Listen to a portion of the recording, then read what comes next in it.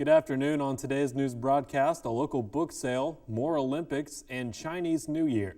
Plus local sports, weather, and more. APSU TV News starts right now.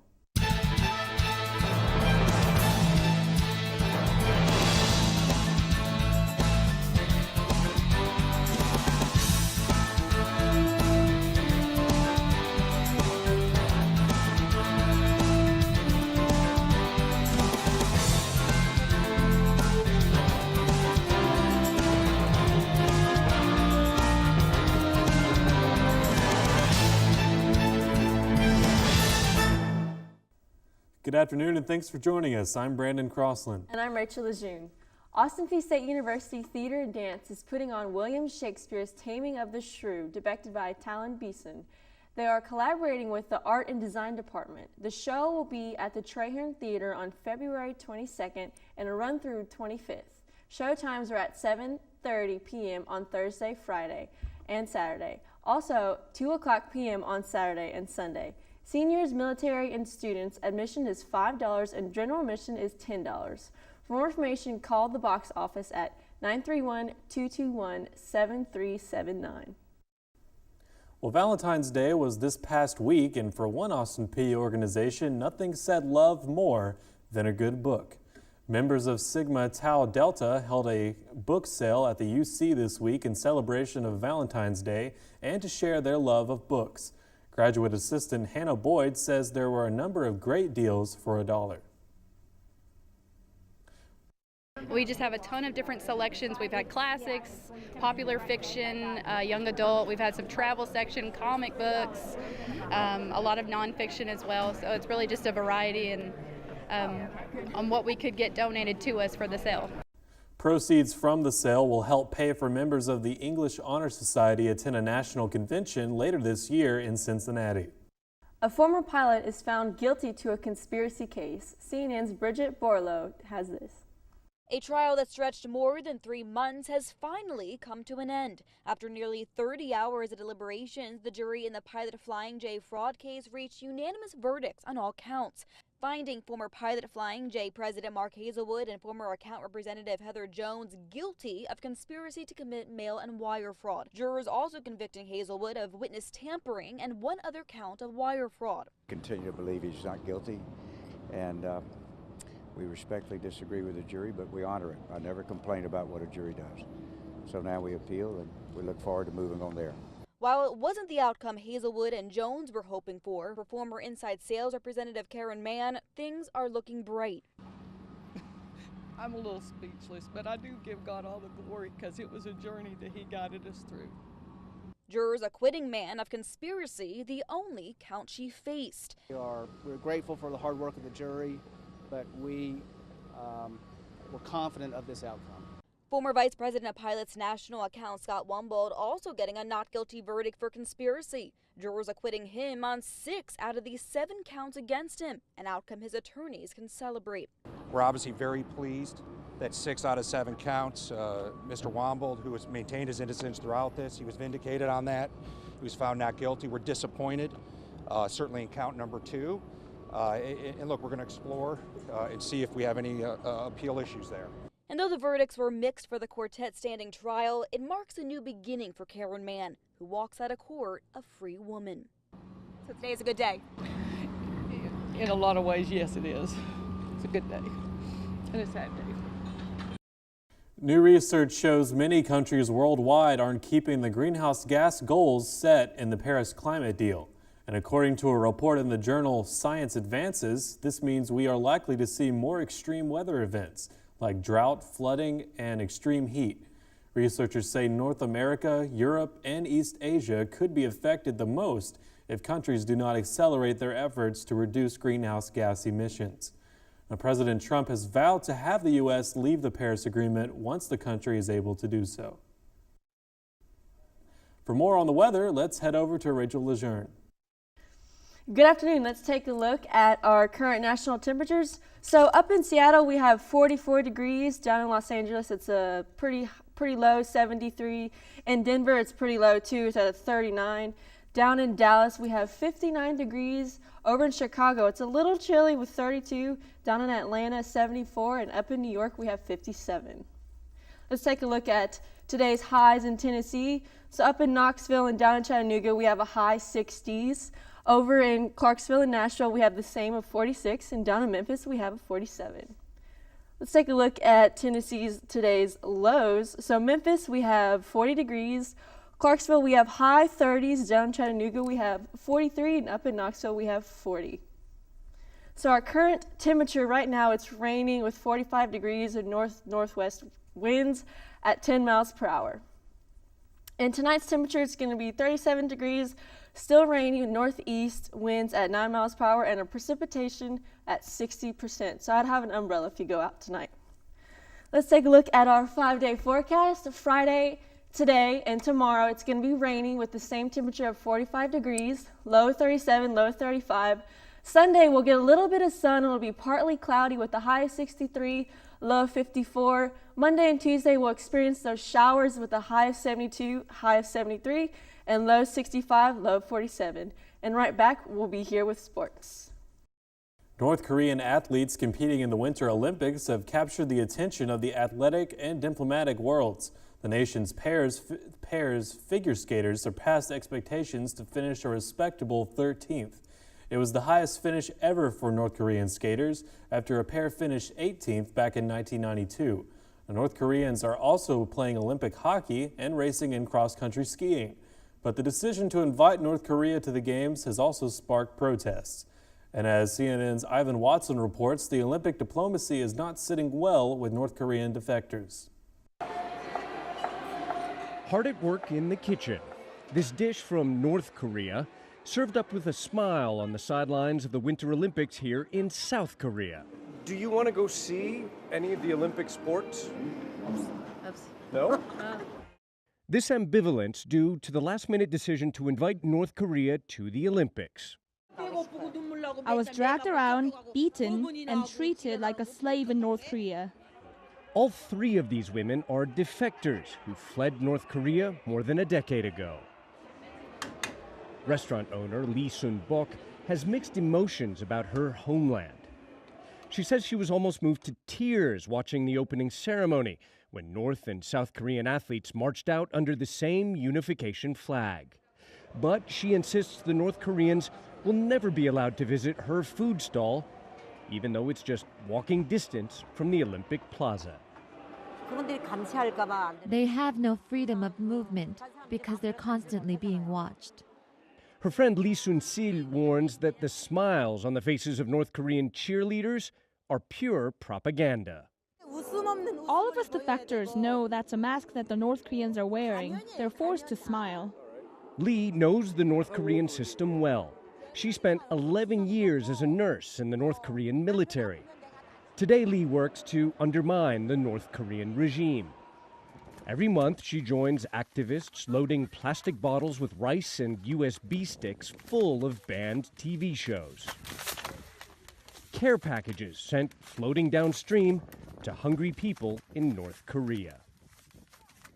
Xiao Jae-pyong, a defector and leader of a group that claims to represent thousands of North Korean defectors in South Korea, says he's angry that South Korea's president warmly welcomed the sister of North Korea's dictator. The North Koreans conducted nuclear tests just a few months ago, and now we're marching together at the Olympics. Is that real reconciliation? Is that really a message of peace? There are more than 30,000 North Korean defectors who've taken refuge in South Korea. Some, like these women, are deeply suspicious of the North Korean government. But they say they're also worried about reports of poverty and hunger among ordinary people in their homeland. Those shortages, a problem few people face here in well-fed South Korea. Information on what's happening in sports, let's head over to Brice Bement for a look at your Gov Sports update. Brice? Thanks, Brandon. Austin Peay Sports had a busy week this past week. Let's start with men's basketball. The men's basketball team played last weekend against Eastern Illinois, winning 76-69. The Govs then traveled back home where they played Tennessee Tech University last night at 7:30. The Govs lost in a devastating game of 86-80. Austin Peay currently sits in 4th place in the OVC standings with a conference record of 10-5. The Govs will play again tomorrow, Saturday, February 17th at 7 p.m. at the Dunn Center against Jacksonville State University. The game will also be available to stream on the OVC digital network and govsports.net. Now on to the women's. The Govs also won Saturday against Eastern Illinois, 75-66. The Govs also played last night against Tennessee Tech University at the Dunn Center at 5:15 p.m. The Govs won in an exciting game, 53-52. The Govs are currently in 6th place in the OVC standings with a record of 8-7. The Govs will play Jacksonville State University tomorrow, February 17th at 4:30 at home. The game is available to stream on the OVC digital network and govsports.net. Now on to the women's tennis team, who lost 3-4 on Sunday, February 11th at Central Arkansas. Lydia Yanes Garcia and Fabienne Schmidt won their #1 doubles match, remaining undefeated. The Sugar Bears took the #6 and 3 doubles by forfeit, then won the #2 and 3 doubles, winning 4-2. The Govs also had #1 and 3 singles wins from Garcia Schmidt and Helena Kuppig, but lost the #4 and 5 matches. The Govs play today, Friday, February 16th at 4 p.m. in Dayton, Ohio. On to men's tennis. The Govs played Vanderbilt University last Saturday in Nashville, losing 0-7. Coming off a win over Southern Indiana, the Govs ended up losing all remaining single matches in straight sets and lost 7-2 in doubles. The Govs play today, Friday at 6 p.m. at the University of Dayton.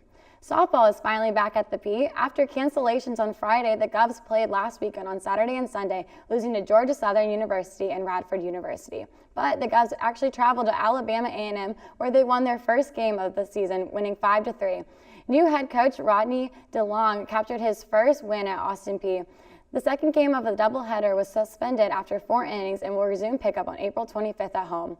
Austin Peay baseball fans will have to wait until February 20th to catch the Austin Peay home opener.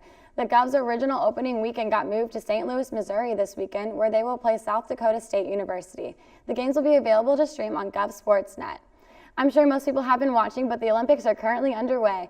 Germany is currently in the lead with 9 gold medals and 15 total. The U.S. is in 4th with 5 gold medals and 8 total. The U.S. gold medalists include women's snowboarder Jamie Anderson, men's snowboarder Red Gerard, women's snowboarder Chloe Kim, and men's snowboarder Shaun White, and women's giant slalom competitor Michaela Schriffen. That's all the time we have for sports. APSU-TV News will be right back. Welcome back. Many survivors of the Florida school shooting in Parkland and their parents are turning grief and anger into action, calling on President Trump and Congress to do something. But so far, lawmakers have abdicated no real debate at all after each of these mass shootings. All this as investigators reveal how the confessed killer carried out this massacre. CNN's Rosa Flores reports. I want you to know that you're not alone in your grief. We're all grieving with you. The entire country is grieving with you.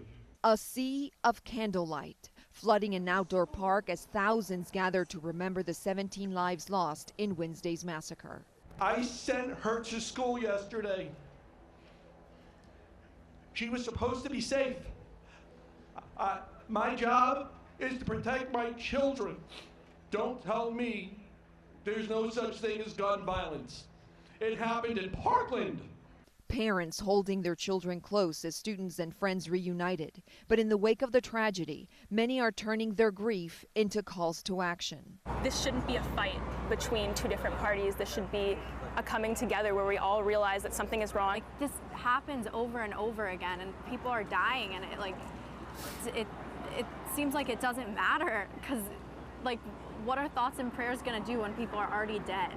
As this community looks to move forward, authorities are digging deeper into the killer's past. New documents obtained by CNN show that police visited the killer's family home 39 times since 2010 for calls including domestic disturbance and mentally ill person. Police are there almost every other week. That's kind of how we knew he moved, because police stopped showing up there. Really? Yeah, he was always getting in trouble. He's evil kid.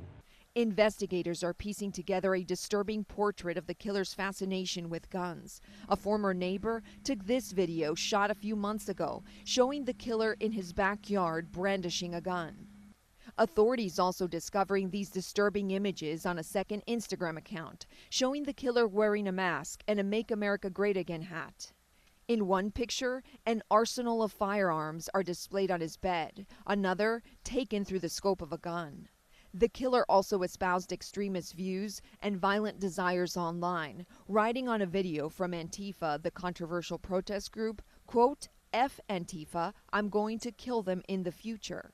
But it was this post that prompted a Mississippi YouTube user to alert the FBI, quote, "I'm going to be a professional school shooter." I found that post disturbing enough that I thought somebody needed to know about it. The FBI says they followed up on the lead but did not have enough information to confirm the user's identity. In his first court appearance Thursday, the killer was charged with 17 counts of premeditated murder. Police say he has since confessed to carrying out the attack and is now on suicide watch. His public defender telling the press that the killer has suffered from mental illness for years. He's sad, he's mournful, he's remorseful. He is fully aware of what is going on, and he's just a broken human being.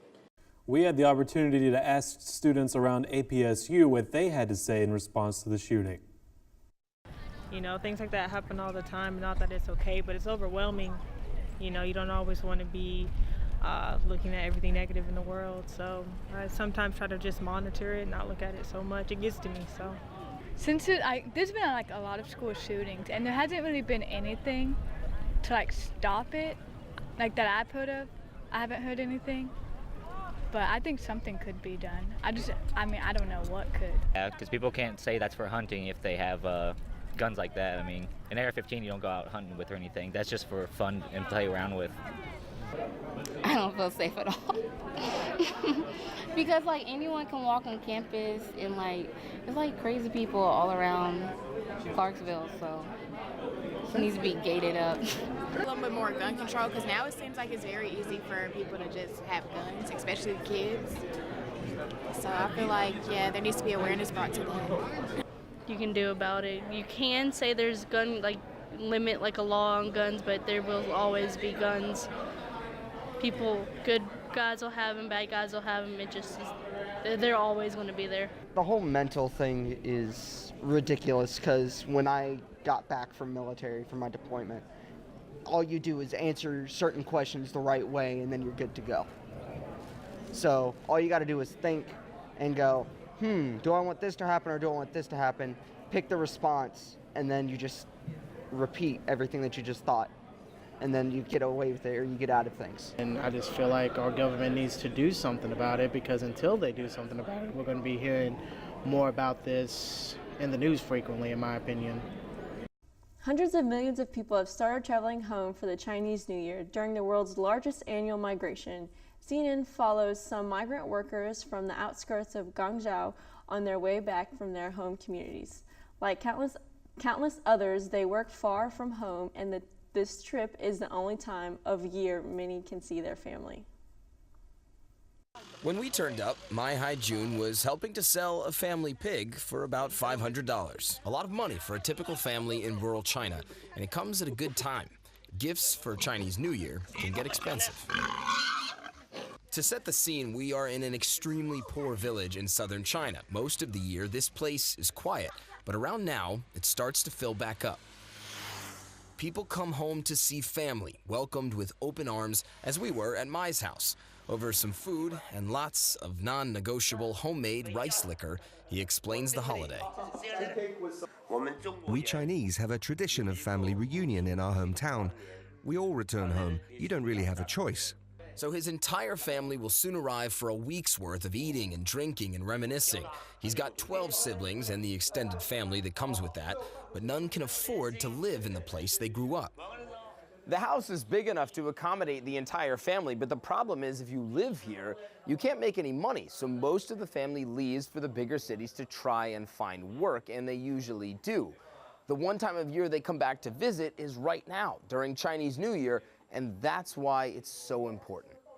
Hundreds of millions of Chinese people head home this time each year. Planes, trains, cars, all relatively comfortable, but if you've got no money, a rickety motorbike will have to do. We saw thousands of bikes over 2 days outside of Guangzhou, riders outfitted for trips that can last for a day or more. If I had more money, I'd take a train. This trip is exhausting. We drove along the route for hours, dotted by rest stops that make the trip a bit easier. Volunteers serve hot meals, run clinics, and even fix bikes. Yang Rutsai was about to take off when we met him, so we rode along on a bike of our own. Ni hao. What's the hardest part about this trip for you? It's dangerous, especially during the holidays with so many more trucks and cars on the road. It's easy to get into an accident. But it's the only way to get home, to see his family while making sure his children have a future. So it ends up being totally worth it in the end. I can make money if I stay home. I don't want my kids to be like us. Their lives shouldn't be as hard as ours. The work is hard, the journey is hard, but the lure of tradition, of family, is strong. When we left him, Yang still had hours to drive before reaching home. A rural village, just like the one where my LeJeune insisted that we stay for dinner. The table will be more crowded when the rest of the family gets home. Reunions set to be repeated all across the country. The most important thing in life is family. Matt Rivers, CNN, Guangdong Province in southern China. That story was from CNN's Matt Rivers. Now on today's Health Minute, kidney stones are on the rise in the U.S., a study suggests. CNN's Reed Bynum explains in today's Health Minute. A study published in the journal Mayo Clinic Proceedings says kidney stones may be increasing among both men and women in the U.S. Young women ages 18 to 39 had the highest increase in cases from 1984 to 2012. Kidney stones are relatively common and affect around 10% of people at some point in their lives. They are painful and can cause renal colic that comes in waves and spreads from the lower back to the inner thigh. Most kidney stones are made up of calcium salts, including calcium oxalate or calcium phosphate. To reduce the chance of getting kidney stones, stay hydrated and reduce sodium intake.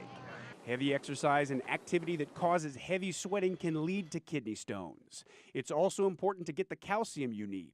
Getting too little calcium in your diet can cause oxalate levels to rise and cause kidney stones. For today's Health Minute, I'm Reed Bynum. When it comes to litter bugs, one California woman is a pain in the butt. She's been crusading for years to pick up every cigarette butt she can find. CNN's Jeremy Roth has today's Take a Look at This. This is Sally Dolly, but you can call her by her self-proclaimed nickname, the Butt Lady of Auburn, California. Dolly has been on a 3+ year mission to pick up every cigarette butt she can find. I don't like seeing them down there. She just crossed over a monumental milestone, nabbing her 1 millionth butt. 1 million! Dolly started in October of 2014, and she's been a pain in the butt for litterbug smokers ever since. She says she's not done yet, and she's hoping to inspire others to change. Don't throw your butts, and better yet, stop smoking. For one Indiana couple, Valentine's Day was cause for a triple celebration. One for Valentine's Day, one for a wedding anniversary, and one for a birthday. Palmer and Norma Hannibut of Evansville got married on February 14, 1941. Valentine's Day marked their 77th wedding anniversary. If that wasn't enough, Palmer turned 100 years old the same day. So what's this couple's secret to longevity of life and love? They say dancing. Take a look at this. I'm Jeremy Roth.